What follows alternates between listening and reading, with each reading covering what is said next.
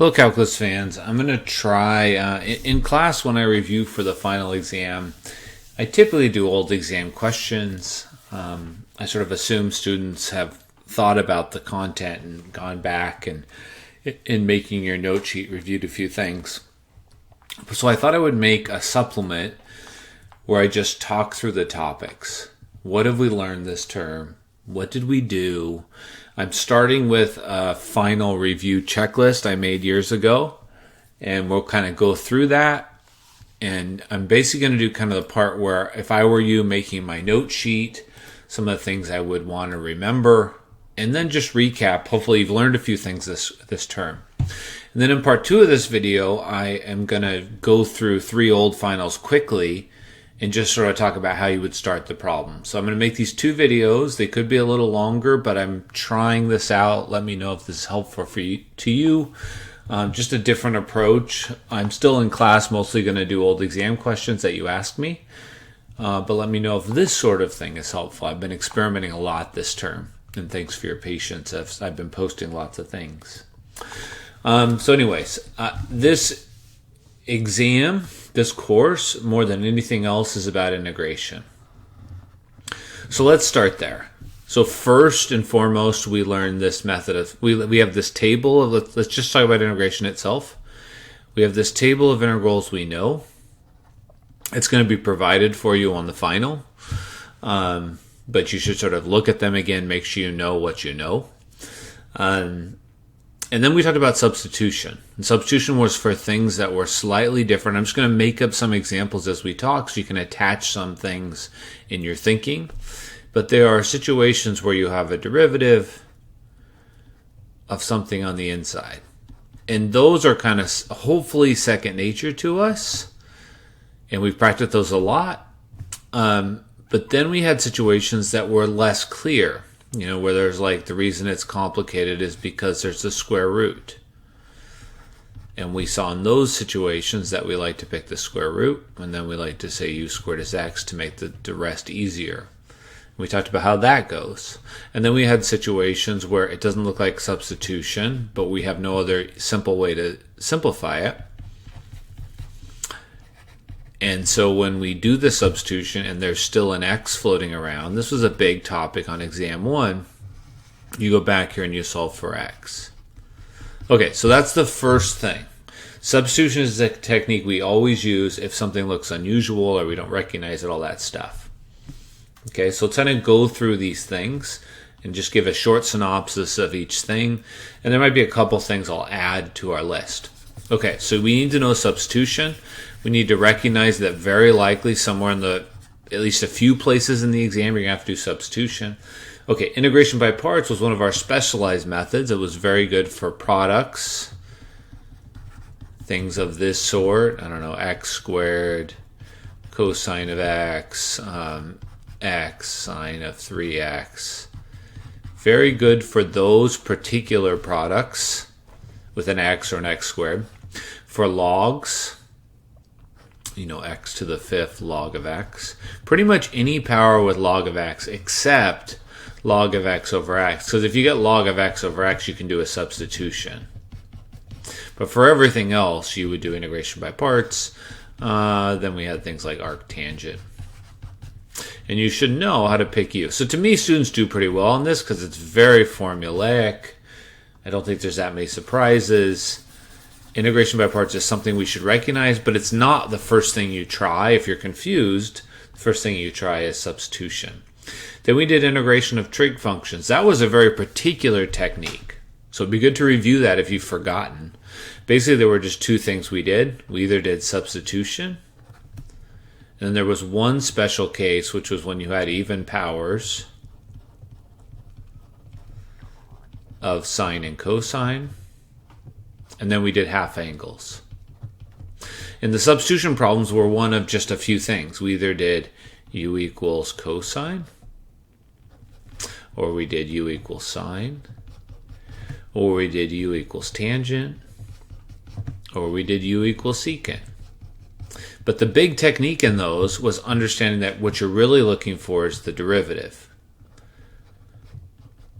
So if you've forgotten, that was the big idea there. and we used identities to make substitution work.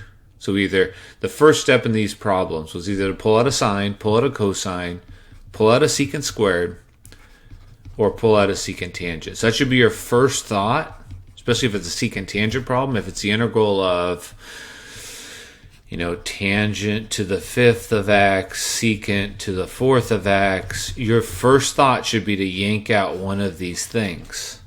And you should know, if I was making a note sheet, it would say, all right, if the secant is even, I should pull out secant squared.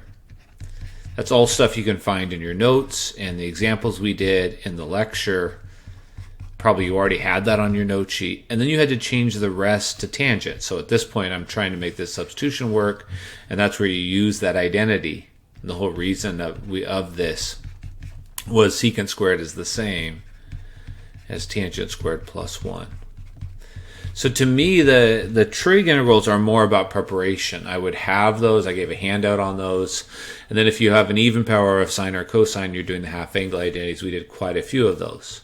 So that's a very specific technique you'd want to make sure you knew. Okay.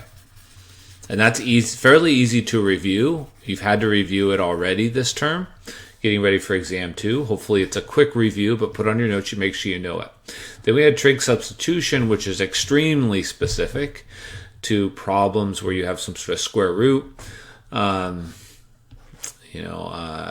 square root of x squared. And it's dangerous for me to come up with an example these things can get bad, but let's just put it in here anyways. So you have to know what to substitute, but this is very formulaic. That's something I could put on your note sheet and you could kind of follow along. The whole reason you do this is because you get the square root of 4 tangent squared of theta plus 4. And I hope you saw that we learned a lot of actually pretty useful algebra maneuvers and trig maneuvers. Those are things you probably will use if you leave this course a lot. There might be the occasional time you have to use this integral, and this helps you know the limits of what we can integrate and what we can't. But the rest, so this is going to be 2, so you can't forget the derivative. And the most common errors are just errors in this simplifying. So in this case, then you get 8. No, there should have been a 2 here. So you can get 8 over 2. So you're going to get 4 tangent square root of theta secant of theta. And then you're going to have to deal with the trig integral. Okay. So that's something we did a lot. And at the end, you do that little triangle trick. Okay, so there's a couple little things. Let's sort of recap. If I was at this point, I would say, okay, he's telling me these are the most important pieces. Do we know for substitution the couple sort of unusual situations, the things we pick about picking the square root? Do we know by parts what they look like and what our choices will be? For the trig, do we know how to deal with the 4 substitutions and the one that has to do with half angle? For the trig sub, do we know the forms that we plug in? Can we do the simplifying? Can we do the triangle trick? Sometimes in some of those you had to complete the square before you started. And then partial fractions is very direct. I mean, if you should know first how to divide if it's something that needs division. Something like this, where the power on top is bigger or equal.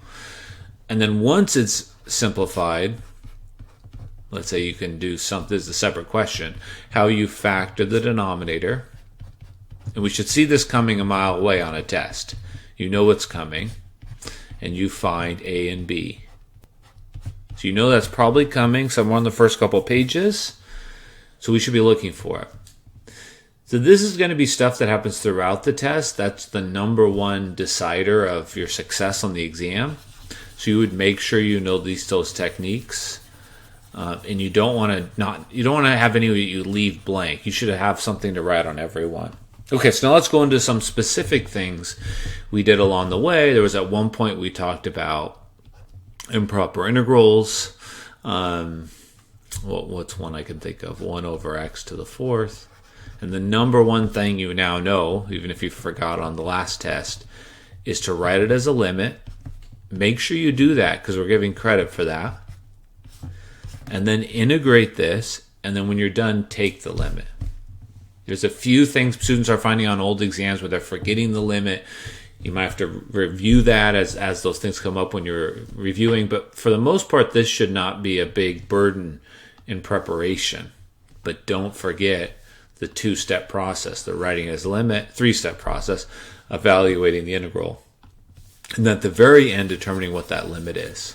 So if the worst thing that happens is you can't take the limit at the end, it's going to be a small deduction, but you should know how to do that. Okay, maybe I will absorb this into, we had a little bit of theory, so maybe I'll talk about theory here for a second, because sometimes we have graphical questions as you look at old exams.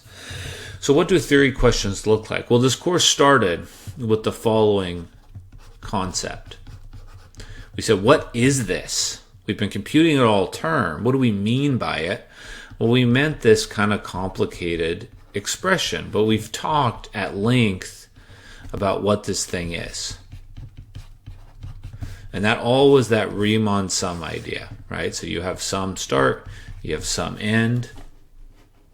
I hope this is okay. If you want to skip to the second part, you can. But the first part of this video, I'm going to talk through, first part of this little mini series here. Just want to talk through all the topics. Some students want me to do this. You can see why I don't do it in class, because it takes a lot of time. And a lot of students would just be asleep right away. That might happen anyways. But we were trying to find this area, and the whole idea was, well, step one, we can get the width of each one. Step two, we can label the tick marks. And we talked a lot about that. And that meant if you really wanted to write the notation in all its glory, you would write this. And you can remember, we didn't do very much with that, but we did a little bit with it. So then, for example, let's say it's 1 to 6 of the square root of x dx. You should know that's the same as the limit, as n goes to infinity, of the sum from I equals 1 to n of the square root of I delta x. But if you want to be specific, the way you would write it is it would be b minus a, so it would be 5 over n. And inside here you would have the a is 1 plus 5i over n. So we need to be able to see that, and if you remember, we had homework questions on this, and we talked about how, hey, that's b minus a. That's how far apart these numbers are. B minus a. And this right here is a. And since you know what a is, and you know that b minus a is 5, you know this has to be 6. And then I said, once you know that, replace this with delta x, replace this with xi, and realize that this is the, I meant to say square root, but this is the same as this, which is the same as that. So there could be a little bit of reverse engineering that, but if you remember, the idea is and then we've seen this throughout the term. Every time we did a new application, we've said, we're trying to set it up and find out what is being multiplied times delta x to approximate this thing. And then we tried to justify that the approximation gets closer and closer. So this plays an important role. Okay. Then later we talked about practical things, midpoint, trapezoid, Simpson's rule. Put those on your note sheet. Hopefully you'll know that. And then we connected this at the beginning of the term with antiderivatives. And ultimately it was a two-step process. We said the integral from a to x of f of t dt defines a new function, the area under the function from a given number to x. And we said that this is an antiderivative of f, which meant that the derivative was f of x. That was the fundamental theorem of calculus part 1. And that was these questions where you had like, I don't know, where you had something like an x squared here, and you had, I don't know, a sine of t dt. And if you remember how that went, we then asked you to take the derivative. And so you should be looking for those questions, and the moment you see them, you should just say, oh, it's sine of x squared times 2x. It's just a theory question. And then we use that to prove the fundamental theorem of calculus part 2. So this played an important role in the theory. It's just not something we had to use very much after that. Okay, so there's that theory piece. So that's how the course course started with that theory, those foundations, which got us ready for applications we would see later in the term. So I hope you learned something and some foundations there. Then we learned techniques for computing, and then later we learned even more techniques for computing. The other things we did in this course are application-based, which gave us a deeper understanding. With each new application, we did a derivation, and then we did a lot of practical problems. So we had these sorts of questions, areas, volumes, which I think the biggest skill in those questions is an understanding just of how to work with graphs and how to label them. For example, let me just make up a question here. So let's say you have this function, y equals x cubed. And let's say this is 1, and let's say, to me, this is probably one of the most important skills to take away from this course, because you're going to use this all the time in all your future courses. Even if you aren't taking math, being able to label and work with a graph, pretty darn valuable. And it's a skill that I see a lot of students don't have. So this is worth you doing because it's going to affect your ability to do well in the final. But it's also worth you doing because this is just stuff you have to know to be successful in your math courses and in all your courses. I mean, working with a graph. So I said in these problems that there's always going to be two approaches. One is to do everything in terms of x, and one is to do everything in terms of y. In some situations, one approach is much better than the other. But to me, the biggest skill is I want all my students to be able to pick a random point between 1 and 2, label it x, so this distance is x, and then label everything else in terms of x. Alternatively, I want my students to be able to label y, a random y in the middle, and then label everything in terms of y. And you should know, if you've been paying attention about the term, that x is much better here. Why is it better? Because there's the pattern is always the same. There's a clear top and there's a clear bottom. In fact, if you label this point above there, you know that it's going to be x cubed, and x cubed represents that length. And you know this dot down here is going to be y equals 0. So we then did stuff with this. One thing we did is we talked about the area, and it was just top minus bottom. No problem. Later we talked about volume questions, like what if we're rotating around the x-axis? And we said, well, that's going to lead to what we call a disk. And so we did the cross-sectional area. And then we had to find the radius of that disk. But it still stemmed from that same initial labeling. The radius is x cubed. Okay, erase a couple things here. This is x cubed. And then we talked about what if you rotate around this way and you want to use x. We said, well, that's going to be 2 pi times the radius times the height of this shell, because that's what this gives rise to. And that radius was x and the height was x cubed. So those were our 3 geometric situations, but all stem from the same ability to label. Okay, now let's compare if we were using y. If we're using y, it's much worse because the pattern changes right here at 1. So from 0 to 1, there's one pattern. And then from 1 to 8, there's a different pattern. And occasionally we ask this. It's not meant to be mean, but it's really testing your understanding. So if you want to do the area, you'd have to say, well, if you walk over here, it's going to be 1 to 2. That's going to be right minus left. And that's only true up to 1. And then from 1 to 8, it's going to be between these two lengths. And you should know that this is x equals 2, but you need to figure out what this x is based off of y. And you should realize it's y to the 1/3. I don't want that to be mysterious to you. Please ask me about that again if you're confused by this, because this idea, so this area is the same as this area. And part of what we learned was options.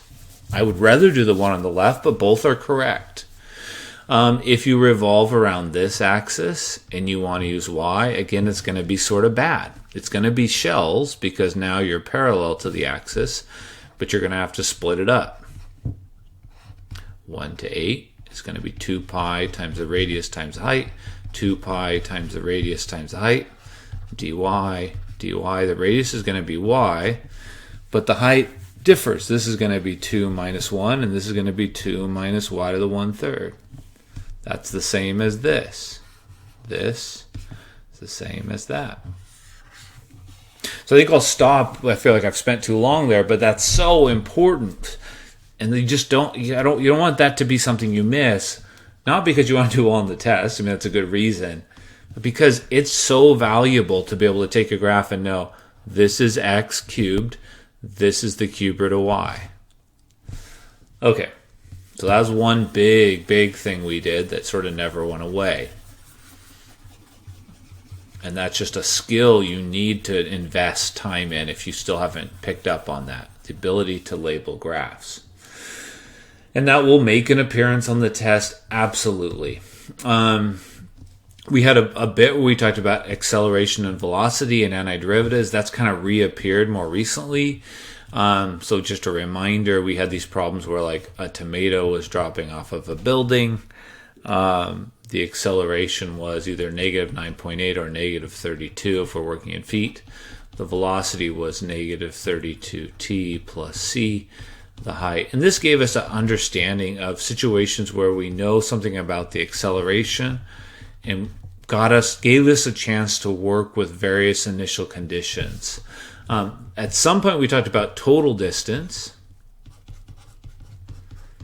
And total distance was those situations where we were integrating the absolute value of velocity. That was the story I told about Dr. Loveless goes for a run. The main thing to remember there is if somebody gives you something like, I don't know, x minus 2, x minus 1 dx, and this is the integral from 0 to 10, your first job is to figure out when the velocity changes from positive to negative. So your first job is to figure out when this is 0. In this case, it would be x equals 1 and x equals 2. And then you split up your integral, 0 to 1. I wouldn't have this on a test. It's too many parts. I'm making up these questions as we go. And then you'd have to do 2 to 10. Then you drop the absolute values and you compute those separately. To me, the biggest thing we were learning there was that an integral counts negatives as negatives and positives as positives. And if that's not what you want to do, you have to split it up and compute them separately. And if you're trying to compute this, then you're going to take whatever these numbers are, make them all positive, and add them together. And that'll be your total distance. So that was exam 1, had those kind of theoretical underpinning ideas. Okay. Let's get rid of that. And let's circle back. So then exam 2 had its own set of applications. The main one was average value and work. Work I've made a lot of posts about. We basically had 2 main situations and one that you could go either way, but we had these situations of a leaky bucket, something where at the ground, maybe the formula for force was, let's just make up a number, was 10 minus x. And let's say this x is 0, and here's x is 5. And you're lifting something, maybe this is, let's call this pounds. And that's the force, and you're lifting it 5 feet. But it's getting lighter. After it's gone x equals 1, it's only 9 pounds, and then it's 8 pounds, and it's getting lighter as it goes. But at any given moment, we have a formula for the force. So at a given x value, the formula for the force is f of x. And so we think of that as lifting at a small amount. We think of this as the distance. For all leaky buckets problems, it's like this. And then you just integrate. So it's going to be 0 to 5. And that's a leaky bucket problem. A single object that's getting lighter or heavier as you go. And then we had what I thought of as the stack of books problem. Something where you're pumping stuff out of a tank. And in those problems, I typically had y be 0, and let's have this be 10. Let's have the radius be 2. And we basically had 2 types of pumping problems. We had problems where it was a circular tank and problems where it was a trough. So I think the only things we had in the homework were rectangles and circles. And we already talked about this at length in class. But in these problems, you typically had some sort of density. Let's say this one's in meters. You did the integral from 0 to 10. The distance to the top was 10 minus y. The density of water was 9,800. And then your job was to find the area of this cross-section. Ultimately, you were trying to find the weight of this, but that's a longer discussion. So it was pi times 2 squared. Sometimes this had a formula in it, but it's how far this is. For this one, if this is 0 and this is 10, still the integral from 0 to 10. It's still 10 minus y. It's still 9,800, but it's not pi. It's going to be length times width, and you're going to have to find formulas for those. And then we have this last example of a rope being lifted. The truth is you can think of it either way, but I like to think of it as a stack of books, the same idea. And in these situations, the thickness was delta x. They usually gave you the density. It was like 3 pounds per foot. And so the force was 3 delta x. And the distance lifted will just depend on how you label. If you label the bottom 0, in the top 10, it's going to look just like this problem we did, 0 to 10 for pumping. The only difference will be the weight, because when you do this same thing, the weight's going to be 3 dy, so it's just simpler for a rope than it is for a pumping problem, because there's more stuff at that level as opposed to this level. You have an additional job here, which is to find the area of the cross-section. Okay, we spent quite a bit of time on that.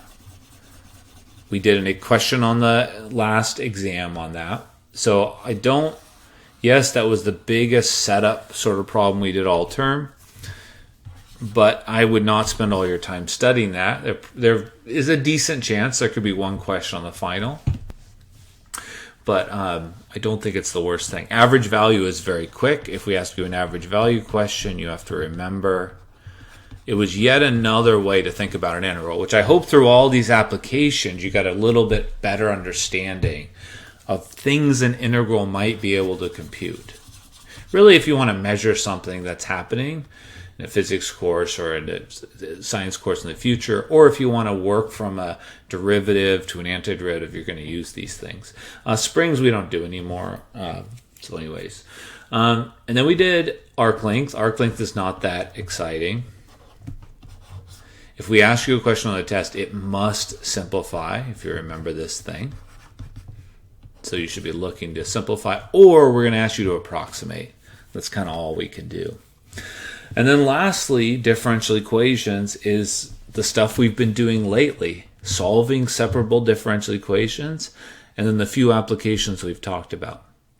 So that's what this course was. The course was learning foundations, which we then carried through the whole term. And then we learned a whole bunch of integration techniques to sort of show you how far you can go, what we can integrate, what we can't integrate, which is very important for future courses. And then we did a sampling of important applications. Center of mass, I was going to write the formula. So center of mass, x bar. Usually on a test, if I ask a center of mass question, I'm only going to ask for one or the other because I feel like that's enough work. The only questions a lot of students have asked me lately is there's a few old exams that have multi-part functions. You would do it the same way. If the top or bottom changes, you're just going to have to compute your integral in pieces. But you can find several videos and examples, including the test prep where I did that. So hopefully you have a few things. If you're making your note sheet, I would have this formula on there, this formula on there, this formula on there, some examples of work if you need them, total distance, a reminder of, when the velocity, first set the velocity equal to 0. If you need examples of labeling, you could put them there. These formulas. And then anything you need to help you remember integration. Maybe you have a mention of the fundamental theorem of calculus part 1. Maybe you have a mention of the theory of the notation. But I think all in all, that doesn't take that much space. And then other things like the unit circle if you need it. the identities that maybe you need for your trig. Make that list, get it all on one page, and then use it as you work through old tests. So I'm going to make a separate video where I look at a few old exams following this up.